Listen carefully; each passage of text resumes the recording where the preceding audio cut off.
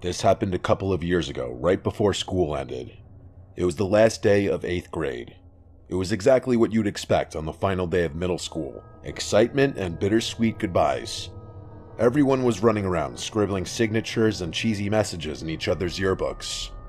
My middle school was huge, easily over 1,000 students, so to keep things manageable, the teachers collected our yearbooks and passed them around to different classrooms, making sure everyone who wanted to got a chance to sign. I'm sure you could see how that could create problems. Anyone who wanted to could write whatever they wanted in anyone's yearbook. The teachers tried their best to prevent things from getting out of hand, but I knew a few kids who wrote some mean messages to people they didn't like. At the end of the day, when I got my yearbook back, I flipped through the pages eagerly, reading all the goofy notes from my friends. But as I scanned the pages, something caught my eye. There was a signature below the face of someone I had never seen before. His name was Samuel Robinson III, a name I'm going to remember for as long as I live. The message he wrote was short, simple, and honestly a bit unsettling. It read, "Hags, I'll be seeing you again." I stared at the page, confused out of my mind. I'd never even spoken a single word to this Samuel kid. It wasn't like there was anything I could do about it, though. The school year was over, so I couldn't see him even if I wanted to. I just chalked it up to some weird kid being weird, or maybe an honest mistake. Either way, I stopped thinking about it. A few hours passed, and before I knew it, I was at home hosting a sleepover in my basement with my best friends Kevin, David, and Kieran. The four of us ate Doritos and played Call of Duty all night. My parents' bedroom was 3 floors above us, so we didn't have to worry much about keeping the noise down. We were messing around on my dad's rowing machine sometime just before 2 when we heard a sharp knock at the storm door. The sound instantly silenced us. Who the hell would knock on the storm door? It must have been someone who either didn't want to wake my parents up, or knew we were down there, or both. It didn't make sense. The person kept knocking in the same rhythmic pattern. I could tell Kieran was about to say something, and I couldn't stop him in time. In a loud and assertive voice, he asked who was there. I wanted to knock him out. He had basically broadcasted to whoever was out there that we were down there. My basement doesn't have any external windows, so it was unlikely that they had known we were down there, but now they did. After a long pause and no more knocking, a muffled voice answered back. He said, "Come around to the back door," in a high-pitched voice that genuinely sounded cheerful, like he was a friend of ours trying to join the sleepover.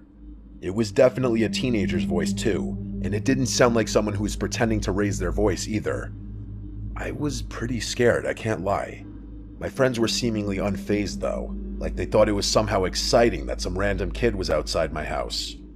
They insisted that I at least check it out, and even though I didn't want to, they pressured me into it. We crept upstairs, careful not to make too much noise. I approached the back door slowly, trying to ignore the pounding in my chest. Through the narrow glass pane beside it, I could see a shadowy figure standing under the dim light.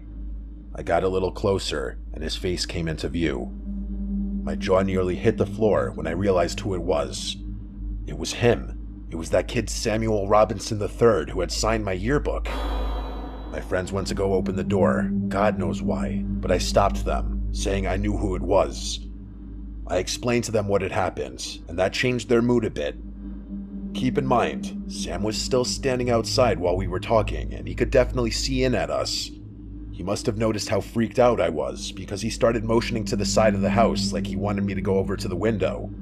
You might be wondering why none of us were taking the situation more seriously. I honestly think it was because it wasn't like some older, strange man was harassing us. It was a kid from our own school. Still, I wasn't opening the door for him. Instead, I went over to my kitchen window and cracked it open just a tiny bit. My friends followed me and stood a little off to the side. He walked over to the window and I asked him what he wanted, telling him I recognized him from our yearbook. He said, "Oh, so you got my message," and introduced himself as Sam. Then he went on to say he always watched me from afar and that we could have been good friends.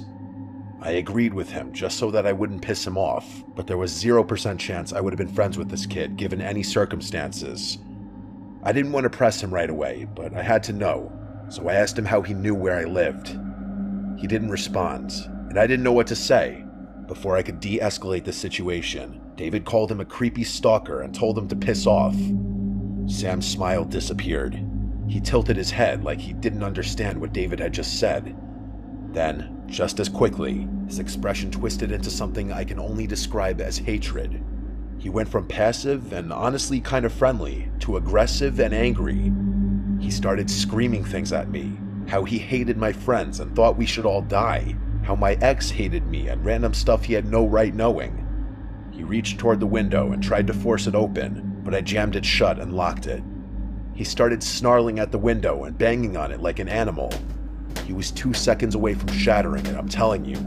We must have caused quite the commotion because my parents came rushing down the stairs, demanding to know why we had woken them up. That's when Sam ran away. I told my parents what happened as quickly as I could, and my dad raced outside in his underwear. He came back a few minutes later, saying he had no idea where the kid went. I'm not sure why, but my parents didn't call the police. They just told us to go back to sleep and they'd deal with the school the following morning, just to give the kid the benefit of the doubt.